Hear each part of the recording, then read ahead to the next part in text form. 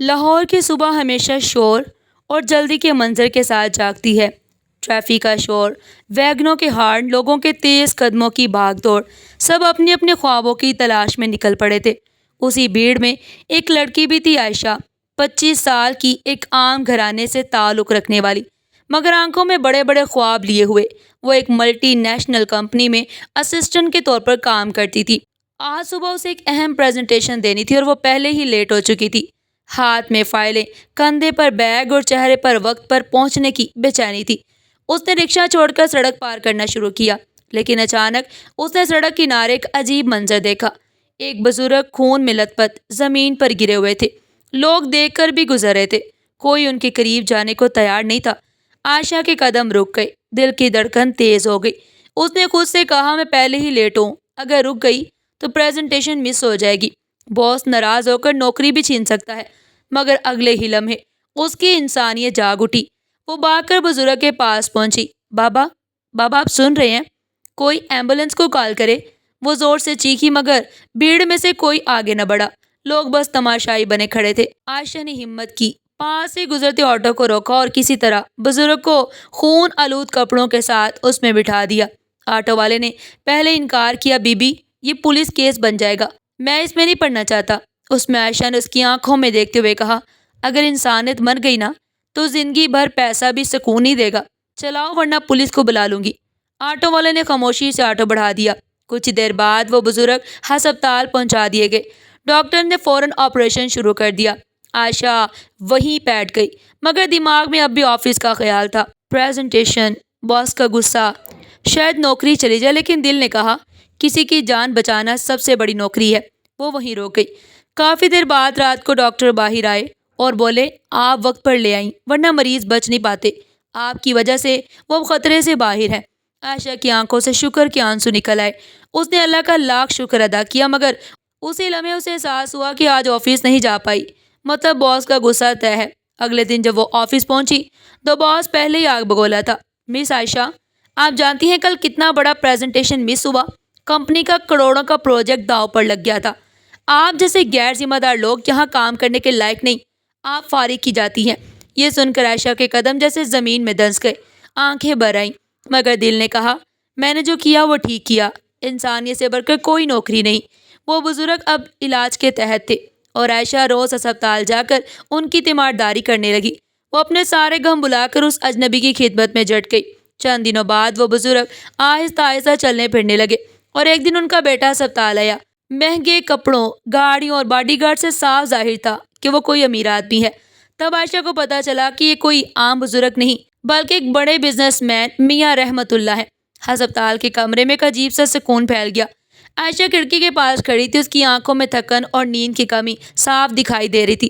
بستر پر بیٹھے میاں رحمت اللہ نے ہاتھ بڑھایا اور کہا، بیٹی پاس آؤ۔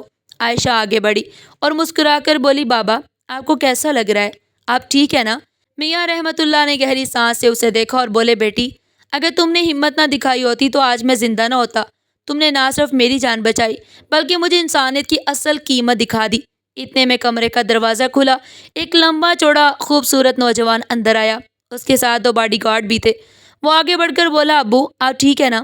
جیسے ہی مجھے پتا چلا میں فوراً آ گیا۔ عائشہ خاموش کھڑی رہی۔ میاں رحمت اللہ نے بیٹے سے کہا، عمران بیٹا، اگر یہ لڑکی نہ ہوتی تو آج تم اپنے والد کو ہمیشہ ہمیشہ کے لیے کھو دیتے۔ عمران کی نظر پہلی بار عائشہ پر پڑی۔ اس نے ہلکی سی مسکراہٹ دی، مگر عائشہ سر جھکا کر خاموش رہی۔ کچھ دیر بعد میاں رحمت اللہ کو ہسپتال سے ڈسچارج کر دیا گیا۔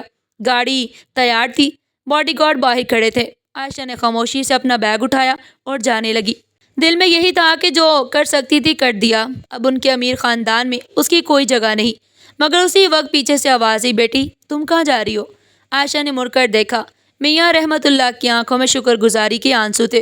بیٹی میں جانتا ہوں تم نے میری وجہ سے اپنی نوکری کھو دی، لیکن یقین رکھو تمہاری یہ قربانی کبھی رائیگاں نہیں جائے گی۔ عائشہ نے مسکرا کر کہا، بابا میں نے وہ کیا جو میرا فرض تھا، نوکری تو چلی گئی لیکن اگر انسانیت کھو دیتی تو شاید خود کو کبھی معاف نہ کر پاتی۔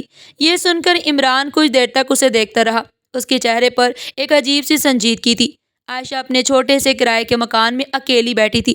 نوکری جا چکی تھی، بچت بھی کم تھی، کرایہ اور اخراجات سب کچھ اس کی پریشانی بڑھا رہے تھے، مگر دل میں کہیں سکون بھی تھا۔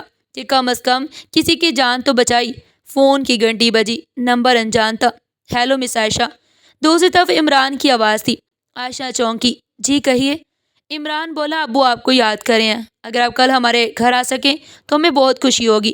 عائشہ پہلے تو انکار کرنے لگی مگر دل کے اندر سے آواز آئی، جانا چاہیے۔ اگلے دن وہ پہلی بار رحمت اللہ ہاؤس پہنچی۔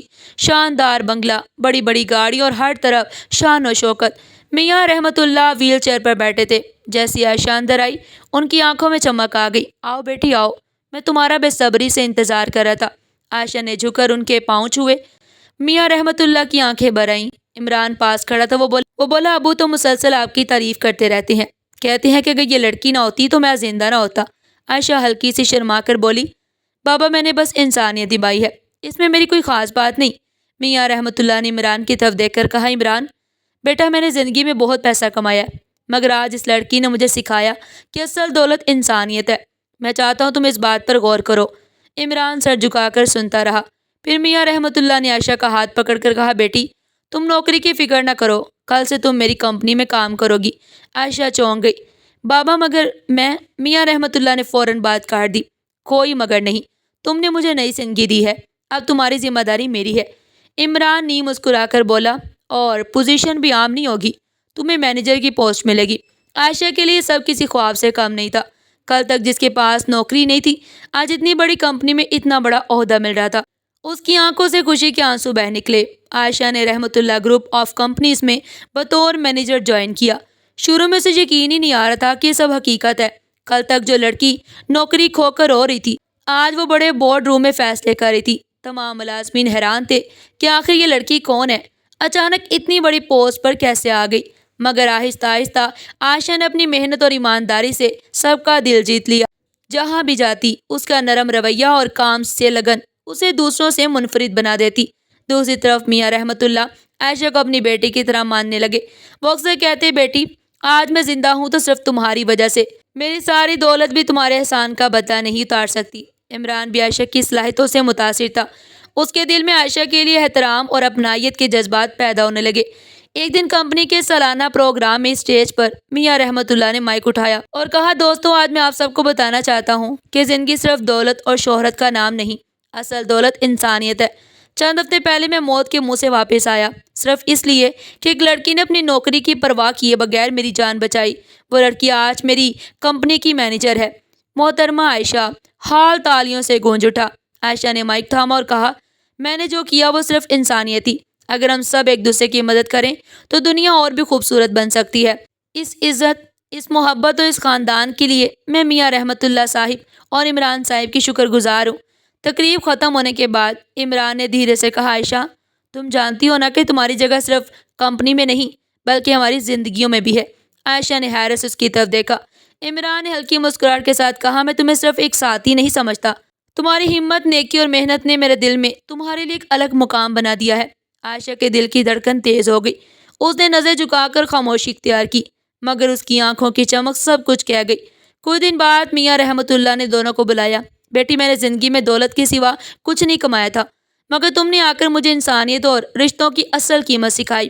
عمران تم بھی جانتے ہو کہ تمہیں زندگی کے لیے ایک نیک دل ساتھی چاہیے۔ عمران بولا، جی ابو، اور وہ ساتھی میرے سامنے کھڑی ہے۔ عائشہ کے کانوں میں یہ الفاظ گونجنے لگے۔ چند مہینے بعد رحمت اللہ ہاؤس میں روشنی اور خوشیوں سے بھرا ہوا نکاح ہوا۔ عائشہ ایک عام سی کام کرنے والی لڑکی سے اب ایک کامیاب مینیجر بن چکی تھی، بلکہ ایک بڑے بزنس مین خاندان کی بہو بھی بن گئی تھی۔ یوں ایک عام لڑکی کی انسانیت نے نہ صرف ایک زندگی بچائی بلکہ قسمت نے بھی اس کا ساتھ دے کر اسے عزت، محبت اور نیا خاندان عطا کیا۔ عائشہ کی زندگی مکمل طور پر بدل چکی تھی۔ کبھی بھی انسان کو یہ نہیں سمجھنا چاہیے کہ نیکی رائگاں جاتی ہے۔ آج اگر تم قربانی دو گے تو کل وہی قربانی تمہیں عزت اور کامیابی کی صورت میں واپس لوٹا دی جائے گی۔ ناظرین، آپ کو آج کی ہماری کہانی کیسی لگی؟ کمنٹ باکس میں اپنی قیمتی رائے کا اظہار ضرور کیجیے گا اور اس طرح کی مزید سبق آموز کہانیاں سننے کے لیے ہمارے چینل کو سبسکرائب کریں، ویڈیو کو لائک کریں اور زیادہ سے زیادہ دوستوں میں شیئر کریں۔ پھر ملتے ہیں ایک نئی دلچسپ کہانی کے ساتھ، تب تک کے لیے اللہ نگہبان۔